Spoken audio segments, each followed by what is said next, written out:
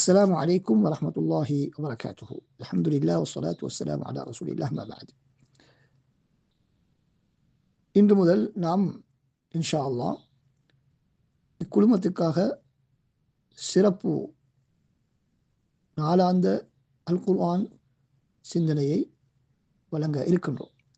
அதில் இன்றைய நாளின் சிந்தனையாக சூரா ஃபாத்திஹாவில் அல்லாஹ் தஆலா குறிப்பிடக்கூடிய இஹ்தினஸ் ஸிராத்தல் முஸ்தகீம் ஸிராத்தல் லதீன அன்அம்த அலைஹிம் என்ற வசனத்தை நாங்கள் பார்க்கலாம். இந்த வசனத்திலே அல்லாஹ் சுப்ஹானஹு தஆலா இஹ்தினஸ் ஸிராத்தல் முஸ்தகீம், யா அல்லாஹ் எங்களுக்கு நேரான பாதையை காட்டுவாயாக, ஸிராத்தல் லதீன அன்அம்த அலைஹிம் யார் மீது நீ அருள் புரிந்தாயோ அவர்களுடைய பாதை என்ற துஆவை கேட்குமாறு எங்களுக்கு வழிகாட்டுகின்றார்.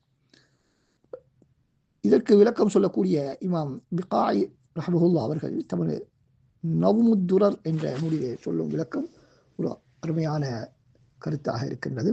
அவர்கள் சொல்கிறார்கள், அடியான் அல்லாஹ்விடத்திலே மிகச்சிறந்த பாதைக்கு வழிகாட்டுமாறு கோரும் அதே வேளை அவனிடத்திலே அந்த பாதையில்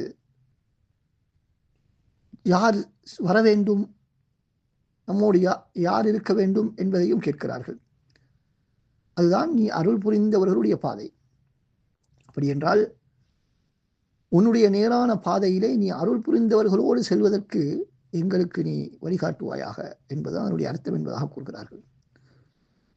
அஸ்ஸலாமு அலைக்கும் வரஹ்மத்துல்லாஹி வபரகாத்துஹு.